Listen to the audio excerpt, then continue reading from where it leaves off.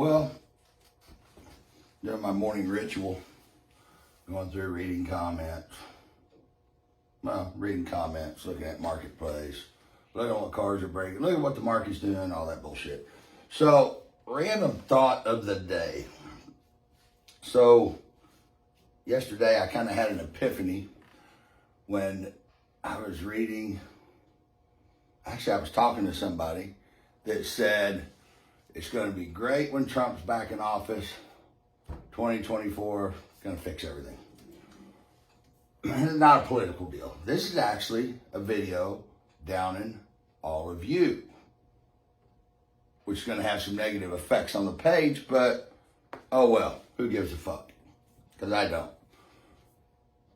No matter what a president does, at the end of the day, a lot of the bullshit that goes on in this fucking world is brought on by us. The kitty litter bullshit, how do you identify yourself? All of these things, politicians don't affect. We affect them. We accept them as a society of being right or being wrong. That's on us, guys. Nobody's going to get in there and reset the fucking clock and make the world a phenomenal place. Not one person can do that. But everybody together can do that. It's like the comments when I do some of the fucking rant videos. They go, hey, man, dude, wish more people were like you. Well, you know what? If you wish more people were like me, be more like me. Or be yourself, but be more assertive in what you say. Everybody says, you don't give a fuck, you tell the truth. Well, that's not something to praise a motherfucker by. That should be the standard that we set for everybody. Especially ourselves. Guys, we brought a lot of this bullshit on ourselves. And at some point in time, everybody's got to stand together for a common goal. Because we have no common goal. Everybody gets pissy and up in arms about some of the dumbest shit nowadays. Because everything, I used to have a saying that was a joke, everything that's good in life is illegal, immoral, or fattening. Well, now I got to say everything is either illegal, immoral, fattening, or racist. We are letting each other tear us down to the point that there's going to be nothing left. It's not on one person to make change. It's on everybody to make change. Make those change in your daily life, and maybe somebody else will pick up the torch and might decide to make changes in their daily life. Just like the other day, I'm busting ass around here trying to get the shop done because I've already set in my mind I'm going to sell my shop. The reason I'm going to sell my shop is because I can either have this big, badass, nice shop that is paid for, or I can put this shop up for sale. It will bring enough money to pay off my house, pay off every debt I owe, build me an attachment onto the house that's really fucking nice to play around in, and I'll be debt free. Do I want to give up my shop that I've spent all this time and effort making really nice now? No. But is it the better thing for my family to do? Abso-fucking-lutely. Just like the cars. I was fixing to start picking and choosing which cars I was going to keep and get rid of. Oh, and by the way, truck sold. Fucking haters. Guy sent the deposit, but he wants me to build the truck. And I'm willing to do that. Because he's not in a hurry, he wants it a certain way, and he wanted something nice to start with. So, anyway, truck's gone. Fuck all you haters. Ha, ha, ha, ha, ha. So, anyway, let's get off of that subject. Thank God it's gone. So I don't have to listen to nobody. But, we choose what is acceptable in our life and what is not acceptable in our life. We choose whether we're going to go fucking hunting and fishing that day, go wash or wax our car that day, or put up Christmas lights that day. It's our choice, guys. The problem with the society today is nobody will stand for a common goal because everybody's got a different fucking idea of what they want. What we should want is the best thing that's for our family. That's why I'm going to sell my shop. It's the best thing for my family. Me being a selfish prick and saying, okay, I don't care. I want this big, nice shop where I can, have a place to work. I'd rather have a smaller shop and have no more worries in life. Because that's basically what this comes down to. I can sacrifice this shop, sell it for enough money, sell it under market value because I bought it really cheap, and all the stuff that I've done, I've used my guys to do, so I'm not out a bunch of money on it. So I will actually make a little money on it. By the time I pay everything off, put a little money back, I'm set. I mean, I'm done. I'm debt free. My family's secure. But don't get me wrong, I got property and a lot of shit like that. Stacy is set for life. Something happens to me, she can sell everything off, and as long as she went and got some kind of job, her and Brantley would be set for life. Brantley would have to go to work, but I mean, his college will be paid for if that's what he decides to do. All of his stuff, I've worked at setting everything up for their life to be right when I'm gone. Because truth of the matter is, I lead a pretty risky life. Every time I get in that car and I do this, it's like fucking riding a hand grenade with a pin pulled. It may be my last time. Just like when I told the guys on the crew, I wanted Stacy to bring me into the light, because if that was my last ride, I wanted to be the last thing I looked at my wife. Brantley couldn't see him. He couldn't see up high enough to do this to bring me in. But that's the thing, guys. There's no one politician that is going to turn around and reset the fucking world for us. We have to do our part to reset the world. And it can still be done. Everybody thinks that their voice isn't the voice to be, their voice don't carry enough weight to be heard.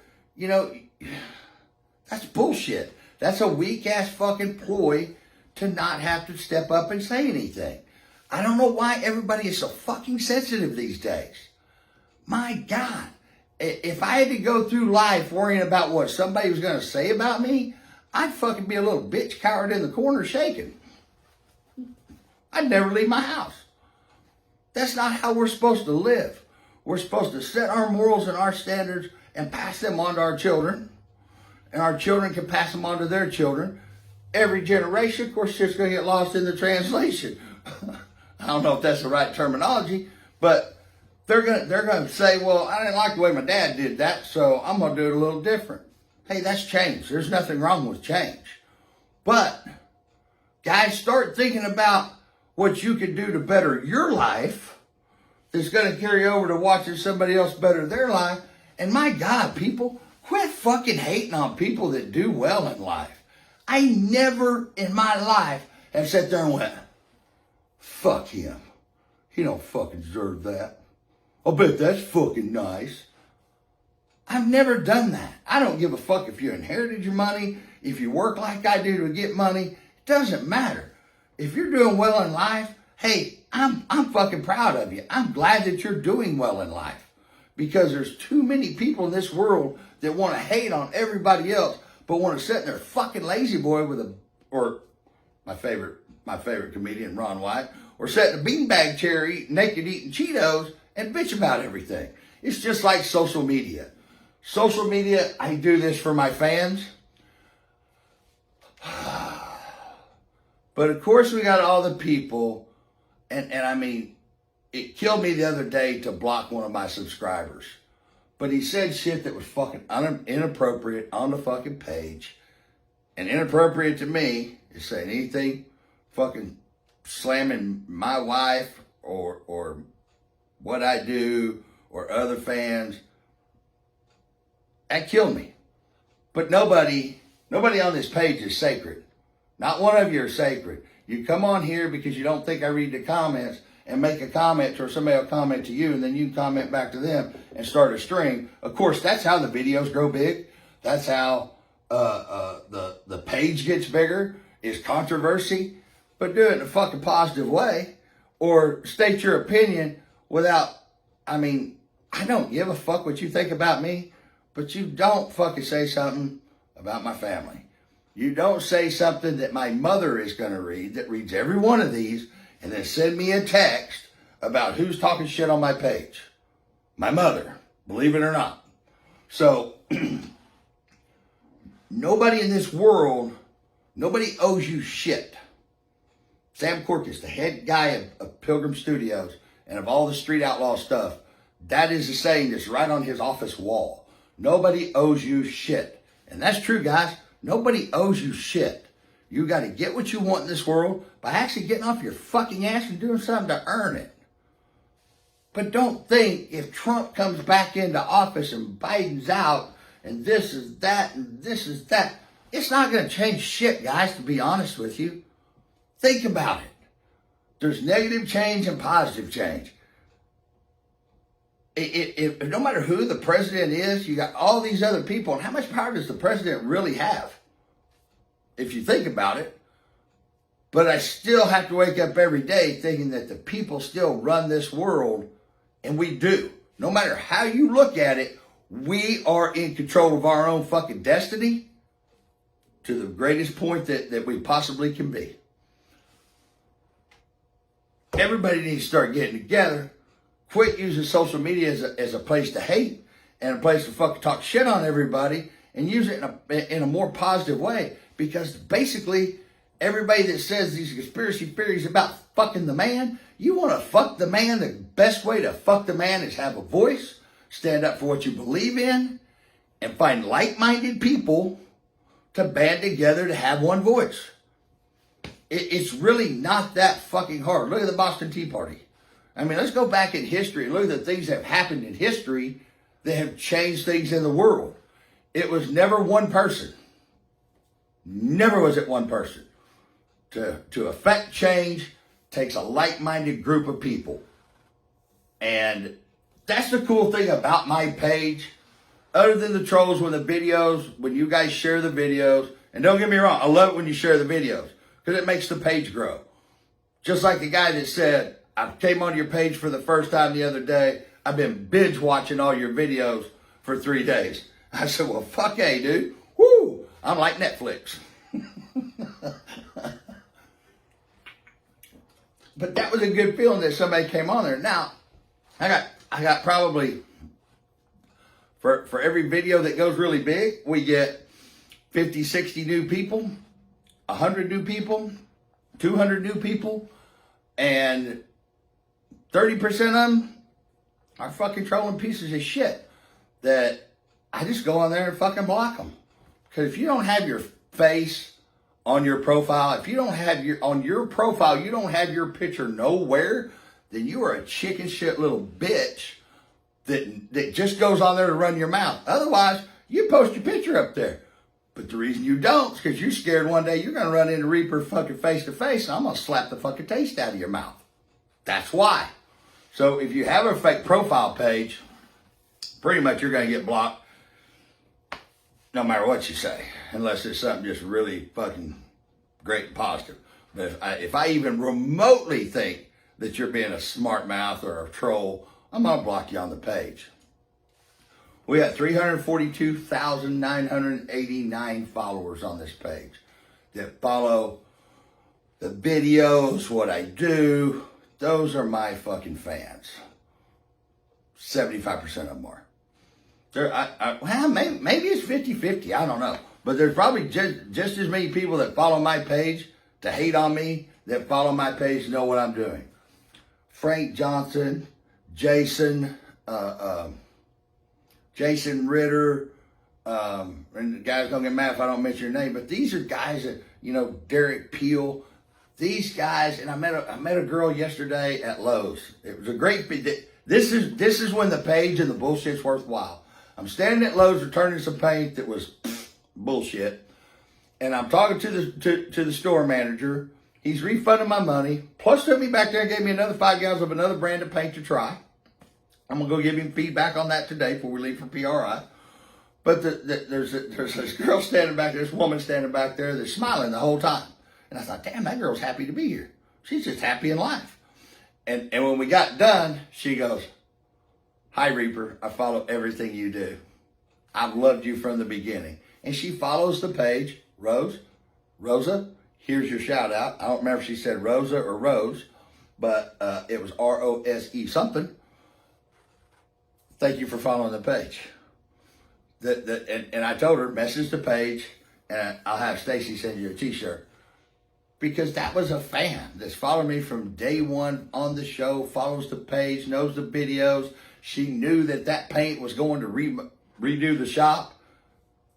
That's a great and wonderful feeling, guys. It really is. But we have to affect change. I have to affect the change on the page.